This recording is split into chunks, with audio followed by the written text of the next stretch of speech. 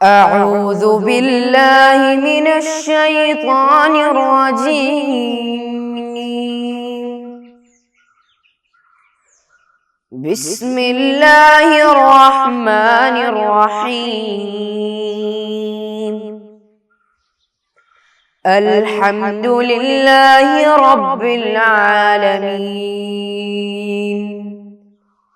الرحمن الرحيم. مالك يوم الدين. إياك نعبد وإياك نستعين. اهدنا الصراط المستقيم. صراط الذين أنعمت عليهم غير المغضوب عليهم ولا الضالين.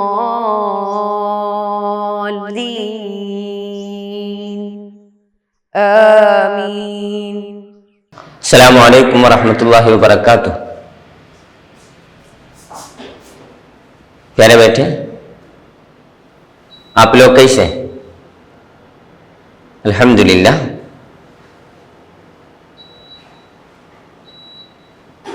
میں ایک سوال پوچھے تو آپ لوگ صحیح جواب دیں گے. جو گزرا ہوا رمضان میں پورا روزہ کون رکھے؟ کوئی پورا روزہ رکھے؟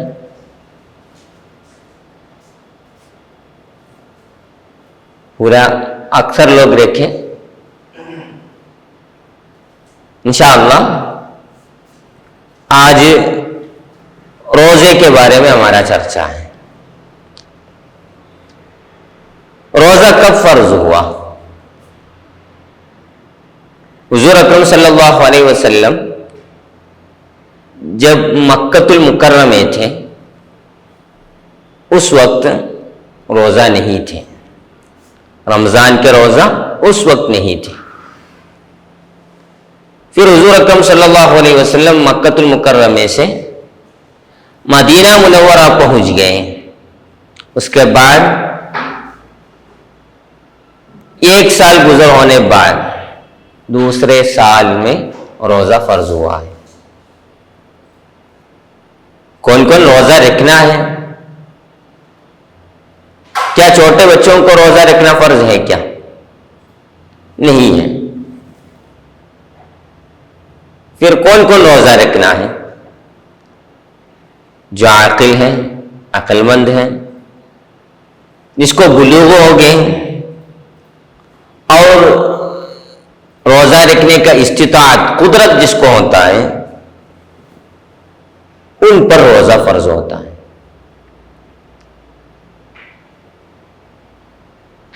عورتوں کو حیض و نفاس کے ٹائم میں روزہ نہیں ہے. انشاءاللہ اس سے متعلق جو مسائل میں ہمارے آج کا چرچا ہو جائیں گے. اور بڈھے بن گئے، روزہ رکھنا مشکل ہوتا ہے اس پر، تو اس کو اس وقت روزہ نہیں ہے، بلکہ اس کے بدلے پہ ہر ایک روزے کے لیے ایک مد بولے تو 800 ملی لیٹر فطر زکوٰۃ کے برابر کھانے کی چیزیں دینا ہے. روزے کے فرائض کتنا ہے معلوم ہے کسی کو؟ پہلا نیت ہے.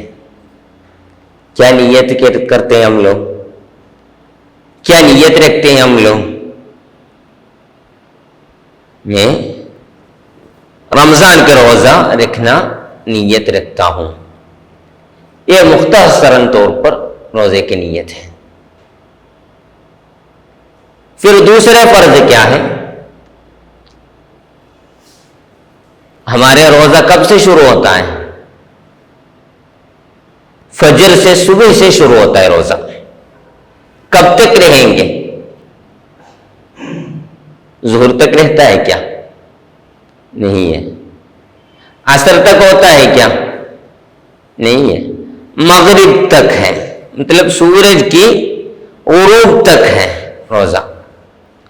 تو فجر سے لے کر سورج کے غروب ہونے تک روزہ توڑنے والے کام نہ کریں.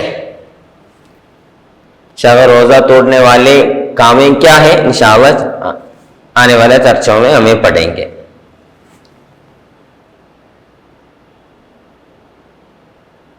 تو کتاب کھولیے، سبق نمبر 4 روزہ. سبھی لوگ وضو کے ساتھ بیٹھے ہوں گے. دیکھیے بیٹے، ہجرت کے دوسرے سال میں روزہ فرض کیا گیا ہے. حضور اکرم صلی اللہ علیہ وسلم مدینہ منورہ میں پہنچ کے 2 سال ہو گئے، اس وقت روزہ فرض کیا گیا ہے. عاقل بالغ روزہ رکھنے کی استطاعت وغیرہ رکھنے والے تمام مسلمانوں پر روزہ واجب ہے. روزہ واجب ہے کس پر؟ عاقل ہونا ہے، بالغ ہونا ہے، روزہ رکھنے کی استطاعت ہونا ہے. ایسے والے، یہ صفت والے پورے مسلمانوں پر روزہ فرض ہے. حیض و نفاس والے عورتوں پر روزہ نہیں ہے، فرض نہیں ہے. وہ لوگ روزہ رکھنا حرام ہے. حیض یا نفاس والوں کے لیے روزہ حرام ہے. ان کے لیے قضا رکھنا ضروری ہے. پھر رمضان ختم ہونے بعد کتنا روزہ چھوٹ گیا ہے وہ قضا کرنے پڑیں گے. پھر مریض ہو گئے، بیمار پڑ گئے، روزہ رکھنا مشکل ہوتا ہے، ایسے لوگ رہیں گے. صحت یاب ہونے کی امید نہ رکھنے والے بیمار، ہمیشہ وہ بیڈ میں ہی رہتا ہے، اس کو کچھ کام نہیں کر سکتا ہے، ایسے بیمار لوگ اور بڑھاپے کی وجہ سے روزہ نہ رکھ سکنے والوں کو، بڈھے بن گئے روزہ رکھے تو مشکل پڑیں گے، ایسے لوگوں کو روزہ واجب نہیں ہے. ان کو روزہ واجب نہیں. یہ ہمارے شریعت، ہمارے اسلام یسر ہے، الدین یسر. تو جس کو مشکلات ہوتے ہیں، جو بیمار ہوتے ہیں، ان پر یہ روزہ فرض نہیں ہے. انہیں ہر روز کے بدلے ایک مد، مطلب مد بولے تو 800 ملی لیٹر فطر زکوٰۃ کے برابر کھانے کی چیزیں دینا ہوگا. وہ لوگ روزہ رکھنے کے بدلے میں ہر ایک دن کا روزے کے بدلے میں 800 ملی لیٹر مد دینا ہے، مطلب کھانے کی چیزیں دینا ہے. اگر وہ روزہ رکھ سکیں تو پھر الحمدللہ اس کے بیماری صحیح ہو گئے، اس کو روزہ رکھنے کی استطاعت آ گئی تو دینے کی ضرورت نہیں.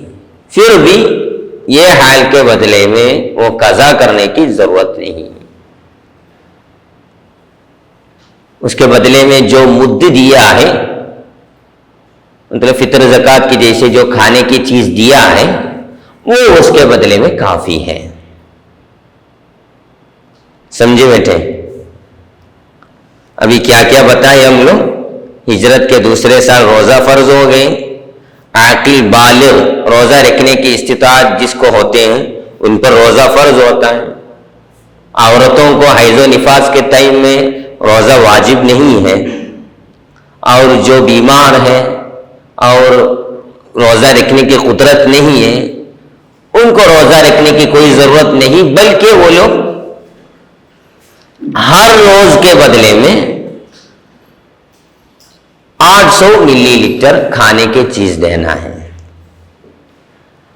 انشاءاللہ آئیے روزے کے فرائض چرچا کریں گے۔ کتنے فرائض ہوتا ہے روزہ کے لیے؟ 2 ہیں۔ یہ کہ ہم لوگ تراویح کے بعد بیٹھ کے نیت رکھتے ہیں، نویتو صوم غد ان ادائی فرض رمضانی ہذه السنۃ للہ تعالی۔ کیا آپ کے ادھر مسجدوں سے امام لوگ پڑھا کے دیتے ہیں کیا؟ نویتو تو سبھی لوگ پڑھیں گے، نویتو صوم غد، ایسے پڑھ کے دیتے ہیں۔ صرف پڑھنے سے فائدہ نہیں ہے، ہمارے اندر اس کی نیت ہونا ہے، قصد ہونا ہے، ارادہ ہونا ہے۔ تو نیت کیا ہے؟ نیت نویتو صوم رمضان، رمضان کے روزے کو میں نیت رکھتا ہوں، یہ مختصر ہے۔ اس کے جو لمبے نیت ہیں وہ نویتو صوم غد ان ادائی فرض رمضانی ہذه السنۃ للہ تعالی، اس سال کے روزہ اللہ تعالی کے لیے ادا ہو کے فرض رمضان کے روزے کو میں نیت رکھتا ہوں، یہ ہے لمبے نیت۔ دوسرا فرض کیا ہے؟ فجر سے لے کر سورج ڈوبنے تک، یعنی سورج کے غروب ہونے تک روزہ توڑنے والے کام نہ کرنا۔ روزہ توڑنے والے بہت کامیں ہیں، کیا ہے انشاءاللہ آنے والا ہے، اس میں سے کوئی ایک بات نہیں ہونا ہے۔ روزہ توڑنے والے چیزیں، کتنے چیزیں ہوتے ہیں روزہ توڑنے والے؟ 4 ہیں۔ کتنے؟ 4 ہیں۔ پہلا جماع ہے، دوسرا احتلام ہونا ہے، تیسرا جان بوجھ کر قے کرنا، جان بوجھ کر ہمیں قصدن و ارادہ خود سے ہم لوگ قے کرنا، چوتھا کھلے ہوئے راستے سے کسی چیز کا اندر داخل ہونا، کوئی چیز اندر داخل ہو گئی، کچھ کھائے جان بوجھ کر، نہیں تو کچھ پیے جان بوجھ کر، روزہ ٹوٹ جائیں گے۔ تو ادھر ایک مسئلہ بھی سمجھنا ہے، ہم لوگ اگر منہ بھر کے تھوک جمع کیا پھر وہ ہم لوگ ہی اس کو اندر داخل کر دیا تو روزہ ٹوٹیں گے نہیں۔ منہ میں تھوک جمع کر کے تھوکے بغیر نگلنے سے روزہ نہیں ٹوٹے گا، وہ نگلنے سے روزہ نہیں ٹوٹے گا۔ اگر واجب غسل کر رہے ہیں اس وقت انجانے پانی اندر گئے، جان بوجھ کر نہیں، انجانے پانی اندر گئے تو روزہ نہیں ٹوٹے گا۔ اگر وہ ندی میں جا کے ڈوب کے نہا رہا ہے تو گئے تو روزہ ٹوٹے گا نا۔ دیکھیے کتاب میں پانی میں ڈوبے بغیر غسل واجب کرتے وقت انجانے میں پانی اندر چلا گیا تو روزہ باطل نہیں ہوگا، یعنی روزہ نہیں ٹوٹے گا، اس سے روزہ نہیں ٹوٹے گا۔ پھر کب ہمیں روزہ چھوڑ سکتا ہے؟ جو مشکلات ہو رہا ہے، ہم لوگ لمبے سفر میں ہوتے ہیں، نہیں تو کچھ بیماریاں ہیں ہمیں، تو اس وقت روزہ رکھنا واجب نہیں ہے، بلکہ اس کے بدلے میں روزہ قضا کرنا کافی ہے۔ نہیں تو بہت پیاس آ گئی، بہت مشکل بھوک آ گئی تو بھی ہمیں روزہ کاٹ سکتا ہے، اس کے ساتھ اس کے بدلے میں ایک روزہ قضا کرنے پڑیں گے۔ دیکھیے، ایسی بیماری جس کی وجہ سے تیمم جائز ہو، ایک بیماری ہے اس کی وجہ سے ہمیں تیمم کر سکتا ہے، اتنے سخت بیمار ہو گئے۔ ایسے سفر جس سے نماز قصر ہو جاتی ہو، نماز کو قصر کر سکتا ہے، ایسے ایک سفر۔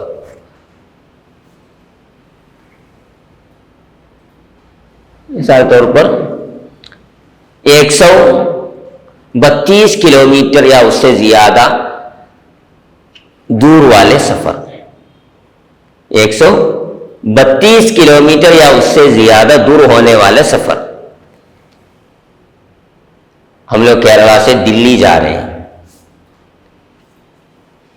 نہیں تو کیرلا سے ممبئی جا رہے ہیں، تو لمبے سفر ہے، 132 کلومیٹر یا اس سے زیادہ، ایسے ایک سفر ہے، تو اس وقت بھی ہمیں روزہ چھوڑ سکتا ہے۔ ایسے سفر جس سے نماز قصر ہو جاتی ہو، نماز قصر کر سکتا ہے، مطلب ظہر نماز 4 ہے، اس کو 2 ہو کے پڑھ سکتا ہے، اور عصر نماز 4 ہے، اس کو 2 ہو کے پڑھ سکتا ہے، عشاء نماز 4 ہے، اس کو 2 ہو کے پڑھ سکتا ہے۔ وہ کب ہے؟ ہم لوگ ایک حلال سفر کر رہے ہیں اور وہ سفر 132 کلومیٹر کی دور بھی ہے، تو ہمیں قصر کر سکتا ہے۔ ایسے سفر کے وقت روزہ بھی ہمیں چھوڑ سکتا ہے۔ ایسی پیاس یا ایسی بھوک جس سے موت ہو جاتی ہو، سخت پیاس ہو گئے، سخت بھوک ہو گئے، تو بھی روزہ چھوڑ سکتا ہے۔ جسم کے اعضاء کا نقصان، جسم کے اعضاء کے استعمال سے نقصان ہونے کا، جسم کے اعضاء کے استعمال سے نقصان ہونے کا اندیشہ ہونا وغیرہ وجوبات سے فرض روزہ تھوڑا جا سکتا ہے۔ جسم کے اعضاء کے استعمال سے نقصان ہونے کا اندیشہ ہونا وغیرہ وجوبات سے فرض روزہ توڑا جا سکتا ہے۔ مطلب ہم لوگ روزہ رکھے تو جسم کا اعضاء کا نقصان ہو جائیں گے، نہیں تو اس کے استعمال میں نقصان آ جائیں گے، ایسے ایک ڈر ہے ہمیں، ایسے ایک خوف ہے، ایسے ایک اندیشہ ہے ہمیں۔ تو ایسے مشکلات کے ٹائم میں، بیماری کے وقت، سفر کے وقت، سخت پیاس، سخت بھوک کے وقت، نہیں تو ہمیں اندیشہ ہوتا ہے روزہ رکھنے سے ہمارے اعضاء کو نقصان ہو جائیں گے، نہیں تو اعضاء کے استعمالات میں نقصان ہو جائیں گے، ایسے وجوبات سے فرض روزہ توڑا جا سکتا ہے، اس کو توڑنا جائز ہے۔ بعد میں اس کا قضا رکھنا ضروری ہے، رمضان کے بعد پھر اس کو قضا کرنے پڑیں گے۔ یہ چرچے سے ہمیں کیا مل گئے؟ روزہ توڑنے والی چیزیں 4 ہوتا ہے، ایک جماع ہے، دوسرا احتلام ہے، تیسرا جان بوجھ کر قے کرنا، چوتھا کھلے ہوئے راستے سے کسی چیز اندر داخل ہونا۔ تھوک منہ میں جمع کیے تو وہ نگلنے سے روزہ نہیں ٹوٹے گا، نہیں تو وجوب غسل، نہیں تو واجب غسل ہے، اس وقت انجانے سے پانی اندر ہو گئے تو بھی روزہ نہیں ٹوٹے گا، نہیں تو کچھ بیماری آ گئی، سفر میں ہوتے ہیں تو بھی ہمیں روزہ چھوڑ سکتا ہے، بعد میں اس کا قضا کرنا بعد میں اس کو قضا کرنا کافی ہے۔ انشاءاللہ یہ سبق آپ لوگ اچھے سے سمجھیے، روزہ کیا ہے، کب فرض ہوا، کس پر فرض ہوتے ہیں، اس کے فرائض کیا ہیں، اس کو توڑنے والی باتیں کیا کیا ہوتے ہیں، انشاءاللہ یہ پورے اچھے سے سمجھیے۔ وفقنا اللہ۔ السلام علیکم ورحمۃ اللہ۔ صلی اللہ علی محمد صلی اللہ علیہ وسلم، صلی اللہ علی محمد صلی اللہ علیہ وسلم، اللہم صلی علی محمد، یا رب صلی علیہ وسلم۔